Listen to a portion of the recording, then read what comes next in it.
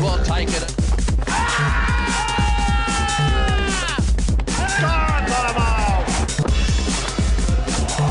Caught. A brilliant catch by Adam Gilchrist.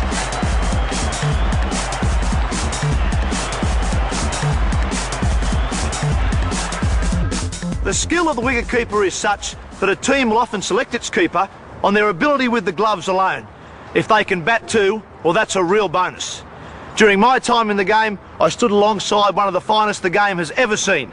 So what better person than to give you budding young keepers a few tips than Ian Healy.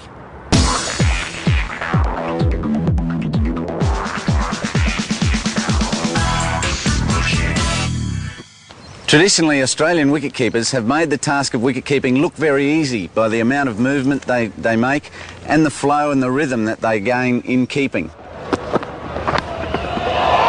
Caught. A brilliant catch by Adam Gilchrist. Our teammates don't appreciate just exactly what goes into the job, so we can't expect the public or the media to.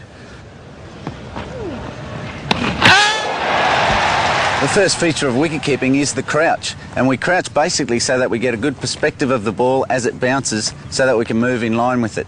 Basic techniques of the crouch: feet shoulder width apart, weight distributed on the balls of the feet evenly, and the rest is up to you. Make sure you're nice and comfortable and the gloves are on the ground in an open fashion. That allows you to move with the ball as it's bouncing in a powerful sideways direction.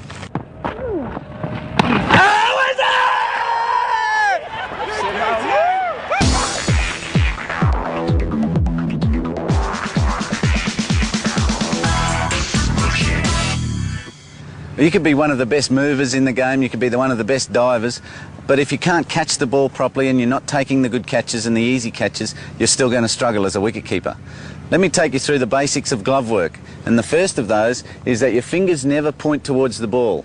You've got three different ways you can do it: either pointing down with a nice open cup, sideways with the similar cup, or with your fingers pointing upwards to take that ball above the shoulder height. There is an ugly area in the middle where the keeper himself will have to decide whether to bend his knees and take the ball fingers pointing up, or maybe swivel the hips and shoulders and take that high ball with his fingers to the side. To allow a soft, relaxed take of the ball, make sure you're contacting the ball out in front of your peripheral vision or your eye line. That allows you not to have to put so much effort into seeing the ball or watching the ball into your gloves, and it gives you a bigger cushion area to make that relaxed take. So remember, fingers never point towards the ball. Go get the ball out in front of your body and give a nice relaxed cushion to take it in. That's what I got him in the first innings. This time it's got him again. He's walked. A disappointing end for the England skipper. 3 times caught down the leg side, moving away.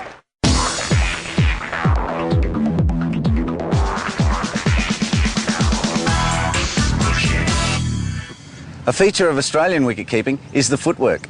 We tend to move in a powerful sideways motion wide enough so that we can take those spectacular catches on the offside or the leg side that other keepers who haven't moved their feet well enough might not reach. Gone.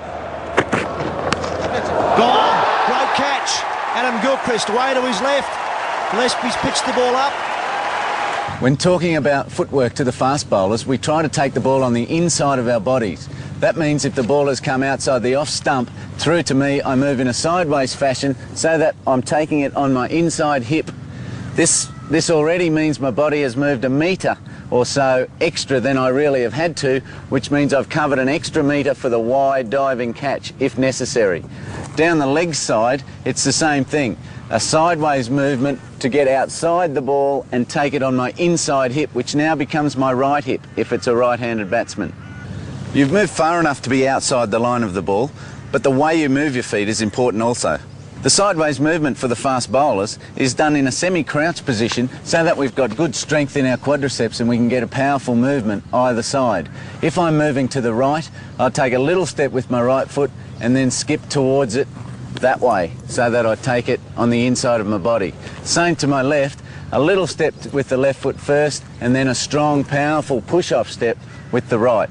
Some keepers also profess to cross over, so they take a step on their right, cross over with their left and then a strong push-off with their left again.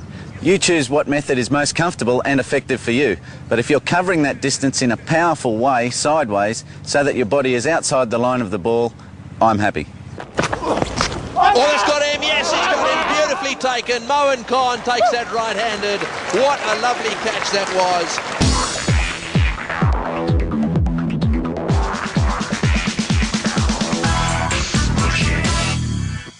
Wicket-keeping to spinners for long periods at a time is probably one of the most challenging aspects of the job. Let's imagine for the purposes of this that we've got a right-handed batsman. I like to have a set stance, just like any batsman does, that I start at when I'm wicket-keeping up to the stumps to the spinners. And that stance is basically 2 foot lengths back from the crease, where I mark a line, a horizontal line, and then a line about 5 centimetres from the off stump. And at the intersection of those two, I plant my left foot and take up my normal crouch. The advantage of having this set crouch position is if the batsman starts to wander and interfere with your eye line, you have a reference point to return to. The footwork for the spinners while you're up to the stumps can be separated into 2 features, offside and leg side, with the basic philosophies being stay down with the bounce of the ball, your gloves are the last things to leave the ground, and try and keep your head and eyes over your gloves at all times. On the offside, you can do that by anchoring the left foot. You don't have to move the left foot to get your eyes over your gloves at any stage on the offside. It's a very wide ball for you to have to take it outside your eye line. So for the offside, it's just a simple stay down with the ball, move that right foot so that your head and eyes are over your gloves, take the ball and transfer your weight back to the stumps. Gone, gone, gone. Coming down, Stewart tried to hit him out the ground. Good turn from McGill, and Healy, grease lightning, that's a big one. On the leg side, however, you have to move both feet. Come from your crouch, your gloves are low, a low, strong step, a skip step to get your head and eyes over your gloves.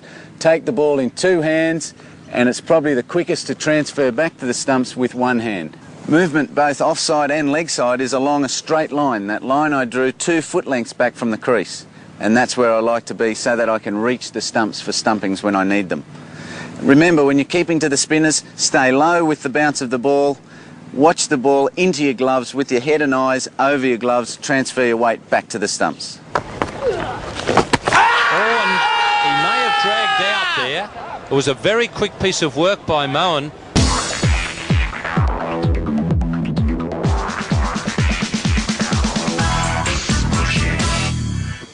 A very important facet of wicket-keeping in 4- and 5-day games is concentration. Scientifically, our body has only got 1 hour of concentration per day in it. It's very important for wicket-keepers to ration that over 6 hours so that our performance at 6 o'clock is as good as it was at 11 o'clock that day. To give yourself a break, or to give myself a break, to ration that concentration out, I like to involve myself in our fielding performance. I force myself to listen to Tubbsy Taylor's very ordinary jokes, and we practice our golf swings and things like that, knowing that we have to reconcentrate again in a couple of seconds' time. Caught. I think it's carried. The umpires are checking, and he's been given out. A brilliant catch by Adam Gilchrist.